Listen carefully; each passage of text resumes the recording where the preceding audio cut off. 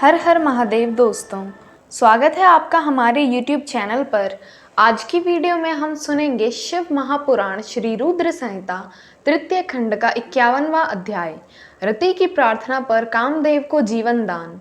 ब्रह्मा जी बोले, हे नारद जी, उस समय अनुकूल समय देखकर देवी रति भगवान शिव के निकट आकर बोली, हे दीन वत्सल भगवान शिव, आपको मैं प्रणाम करती हूँ। देवी पार्वती का पाणी ग्रहण करके आपने निश्चय ही लोकहित का कार्य किया है। देवी पार्वती को प्राणवल्लभा बनाने से आपके सौभाग्य में निश्चय ही वृद्धि हुई है। आपने तो पार्वती का वरण कर लिया है, परंतु भगवान, मेरे पति कामदेव की क्या गलती थी। उन्होंने तो लोक कल्याणवश सभी देवताओं की प्रार्थना मानकर आपके हृदय में पार्वती के प्रति आसक्ति पैदा करने हेतु ही काम बाणों का उपयोग किया था। उनका यह कार्य तो इस संसार को तारकासुर नामक भयानक और दुष्ट असुर से मुक्ति दिलाने के लिए प्रेरित करना था।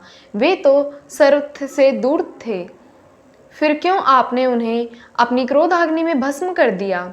हे देवाधिदेव महादेव जी, हे करुणा निधान भक्तवत्सल, अपने मन में काम को जगाकर मेरे पति कामदेव को पुनर्जीवित कर मेरे वियोग के कष्ट को दूर करें। आप तो सबकी पीड़ा जानते हैं, मेरी पीड़ा को समझकर मेरे दुख को दूर करने में मेरी मदद कीजिए। भगवान, आज जब सबके हृदय में प्रसन्नता है तो मेरा मन क्यों दुखी है। मैं अपने पति के बिना कब तक ऐसे ही रहूं।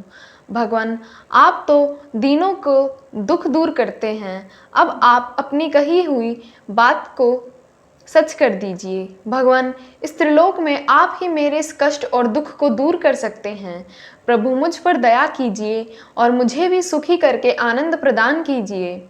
भगवान, अपने विवाह के शुभ अवसर पर मुझे भी मेरे पति से हमेशा के लिए मिलाकर मेरी विरह वेदना को कम कीजिए।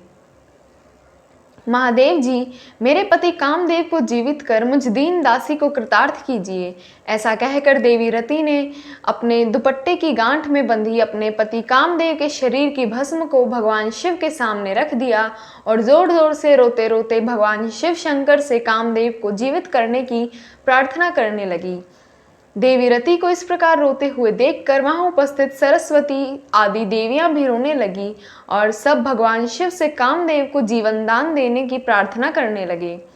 इस प्रकार देवी रति के बार बार प्रार्थना करने और स्तुति करने पर भगवान शिव प्रसन्न हो गए और उन्होंने रति के कष्टों को दूर करने का निश्चय कर लिया। शूलपाणी भगवान शिव की अमृतमय दिव्य दृष्टि पड़ते ही उस भस्म में से सुंदर पहले जैसे वेश और रूप धारण किया और कामदेव प्रकट हो गए। अपने प्रिय पति कामदेव को पहले की भांति सुंदर और स्वस्थ पाकर देवी रति की प्रसन्नता की कोई सीमा न रही। वे कामदेव को देखकर बहुत प्रसन्न हुई और उन्होंने दोनों हाथ जोड़कर भगवान शिव को नमस्कार किया और उनकी स्तुति करने लगी। दोनों पति पत्नी कामदेव और रति बार बार भगवान शिव के चरणों में गिरकर उनका धन्यवाद करने, उनकी स्तुति करने लगे। उनकी इस प्रकार की गई स्तुति से प्रसन्न होकर भगवान शिव बोले, हे काम और रति, तुम्हारी स्तुति से मुझे बहुत प्रसन्नता हुई है। मैं बहुत प्रसन्न हूँ। तुम जो चाहो मनवांचित वस्तु मांग सकते हो।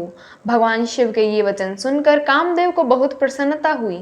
उन्होंने दोनों हाथ जोड़कर और सिर झुकाकर कहा, हे भगवान, यदि आप मुझ पर प्रसन्न हैं तो पूर्व में मेरे द्वारा किए गए अपराध को क्षमा कर दीजिए और मुझे वरदान दीजिए कि अपने भक्तों से मेरा प्रेम हो और आपके चरणों में मेरी भक्ति हो।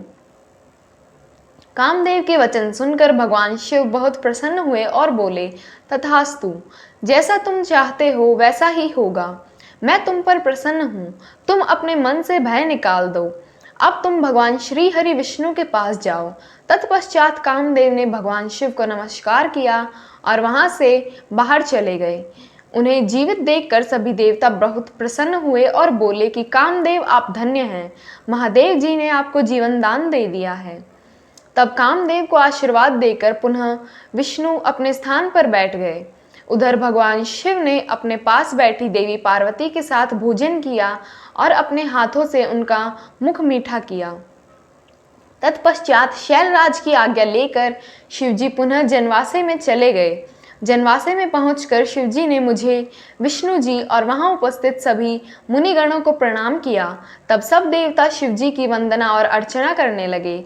फिर मैंने विष्णु जी और इंद्र आदि से शिव की स्तुति की। तब और भगवान शिव की जय जयकार होने लगी और मंगलमय वेद ध्वनि बजने लगी। भगवान शिव की स्तुति करने के पश्चात उनसे विदा लेकर सभी देवता और ऋषि मुनि अपने अपने विश्राम स्थल की ओर चले गए। ओम नमः शिवाय।